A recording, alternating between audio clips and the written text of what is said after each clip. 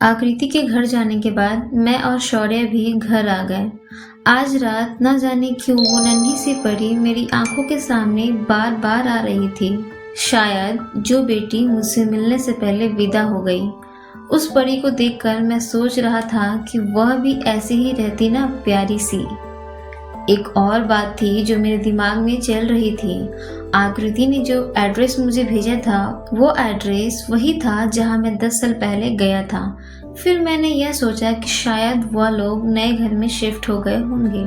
यह सारी बातें सोचते सोचते मुझे कब नींद आ गई मुझे भी पता नहीं चला। आज सुबह उठकर जल्दी ऑफिस चला गया था। ऑफिस में मन नहीं लग रहा था।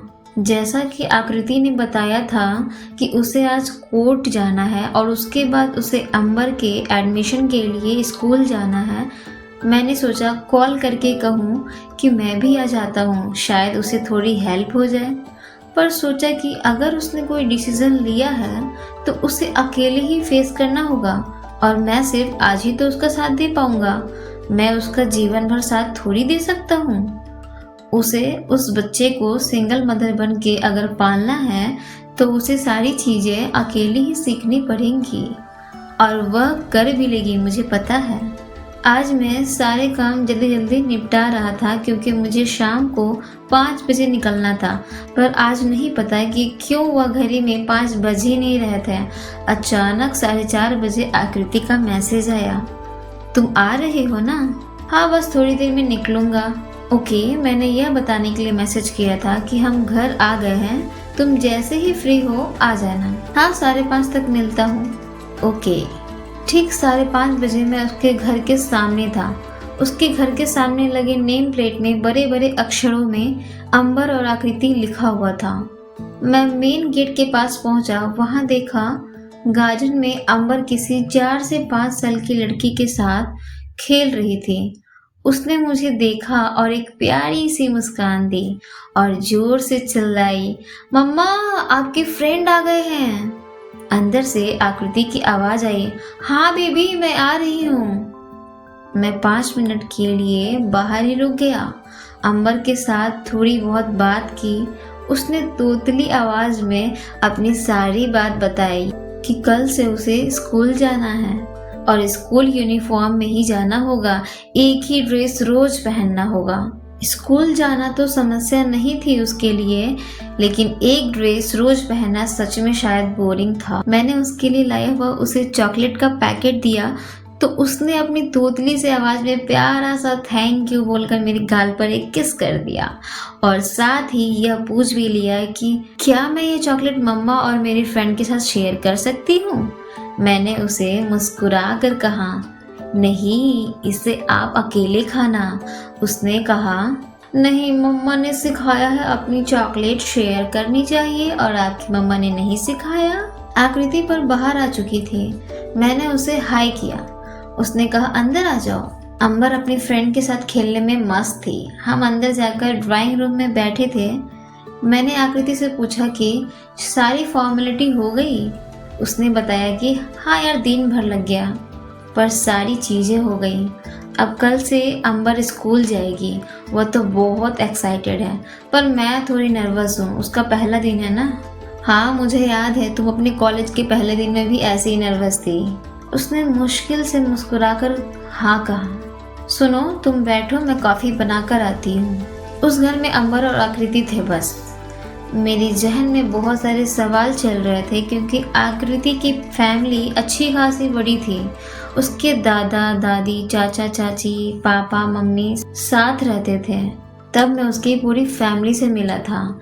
इस घर में अकेले उन दोनों को देखा तो अपने आप सवाल मन में उठने लगे, पर उससे पूछना मुनासिब नहीं समझा मैंने। आकृति कॉफ़ी बना रही थी और मैं उसके ड्राइंग रूम को देख रहा था। तभी अचानक बाहर किसी की चिल्लाने की आवाज़ आई। मैं बाहर निकला तो देखा कोई औरत अंबर की फ्रेंड को खींच कर ले जा रही थी और अंबर और उसकी दोस्त दोनों रो रहे थे। न वह बच्ची जाना चाहती थी और न अंबर उसे जाने देना चाह रही थी। अंबर की आवाज़ सुनकर आकृति भी किचन से दौड़ते हुए बाहर आई। उसने दौड़कर अंबर को गोद में उठा लिया और उस औरत से कहने लगी, खेलने दीजिए ना, बच्चे ही तो है। रो रहे हैं, अच्छा लगता है आपको ऐसे? उसने गुस्से से आकृति की ओर देखा और कहा, हाँ मुझे भी अच्छा नहीं लगता मेरी बच्ची को रोज रुलाना, पर तुम अपनी बच्ची को खेलने क्यों देती हो किसी और के बच्चे के साथ? मैंने तुमसे कहा है ना कि अगर मेरी बच्ची तुम्हारे घर आए तो तुम भगा दिया करो। आकृति ने कहा, मेरे संस्कार ऐसे नहीं है और ना ही अंबर के। उस औरत ने हंसते हुए कहा, देखो तो कौन संस्कार की बात कर रहा है, जिसके ना किसी परिवार का पता है ना ही आदमी का। बेवकूफ समझती हो हमें? 3 साल से हमें बता रही हो कि यह बच्चा तुम्हें भगवान ने दिया है, भगवान ने दिया है। हाँ, भगवान नहीं दिया है मुझे अंबर को। और आपको बता दूं, अंबर को किसी दोस्त की जरूरत नहीं है, मैं हूँ उसके लिए। जैसे मम्मी और पापा हूँ वैसे ही उसकी दोस्त भी बन सकती हूँ। अंबर ये लड़ाई देखकर शायद सहम सी गई, वो माँ से जाकर चिपक गई। उस औरत ने एक नज़र मेरी तरफ भी देखा। मैं एक बार सोचा कि मैं जाकर कुछ कहूँ, पर मुझे सही नहीं लगा क्योंकि यह आकृति की लड़ाई थी और उसे अकेले ही लड़ना था। उस औरत ने अपनी बच्ची को खींचा और उसे ले जाते हुए ना जाने क्या क्या बड़बड़ा रही थी। আমি কবে থেকে বলছি না এই খোড়া মেয়ের কাছে খেলতে আসবি না, বুঝতে পারিস না নাকি তুই? মা বাবার খবর নেই, আমাকে সংস্कार सिखाबे। कि बोली रोज के एक नतून छेले आसे। मैं समझ नहीं पाया कि वह क्या बोल रही थी, पर हाँ कुछ बुरा जरूर बोल रही थी आकृति के बारे में और अंबर के बारे में। आकृति ने कहा, अरे जो कहना है हिंदी में कहो ना, क्या बड़बड़ाई जा रही हो? अगर सही हो तो मेरे लैंग्वेज में बोल कर बताओ। उस औरत ने चिल्ला कर कहा, मुझे तुझसे कुछ नहीं कहना। नहीं पता क्यों मुझे बहुत अजीब सा लग रहा था यह सब देखकर। आकृति की आंखों में आंसू भर गए थे, पर उसके होठ मुस्कुरा रहे थे। उसने अंबर को गोद में उठाया। अंबर रो तो नहीं रही थी, पर एकदम शांत थी, शायद डर गई थी। हम तीनों अंदर आ गए थे। उसने मुझे बैठने को कहा। मैंने पूछा, सब ठीक है ना? उसने कहा, यह तो रोज का है। उसे लगता है कि मुझे बंगाली समझ नहीं आती। मतलब तुम समझ रही थी वो क्या बोल रही थी? हाँ, बहुत अच्छी तरह से। उसने अपनी बेटी से कहा कि मैंने तुझे कहा है ना कि इस गंदी बच्ची के साथ खेलने मत आना। इस लड़की के माँ बाप की खुद की कोई खबर नहीं है और मुझे संस्कार सिखाने आई है। हर रोज कोई नया लड़का इसके घर पर आता है। शायद नहीं आना चाहिए था मुझे, मेरे कारण इतनी प्रॉब्लम हो गई तुम्हें। ऐसा नहीं है अभ्युत, मेरा घर है, मुझे जिसे बुलाना होगा मैं बुलाऊंगी। मेरे घर जिसे आना होगा वह आएगा। यह कौन होते हैं डिसाइड करने वाले? मुझे मेरे माँ पापा ने इतने संस्कार दिए हैं, मुझे पता है कि क्या गलत है और क्या सही। अगर मैं गलत नहीं हूँ तो मैं किसी से नहीं डरती। हाँ, पर दुनिया ऐसे ही है ना आकृति। अंबर हमारी बातें शांत होकर सुन रही थी। फिर अचानक उसने पूछा, मम्मा वो आंटी दीदी को क्यों डांट रही थी? मेरे साथ खेलने के लिए क्या? नहीं बेबी, वो इसलिए डांट रही थी क्योंकि दीदी ने होमवर्क ही नहीं किया था। आपको पता है ना, दीदी स्कूल जाती है, अगर वो होमवर्क करके आती तो उनकी मम्मी उन्हें नहीं डांटती।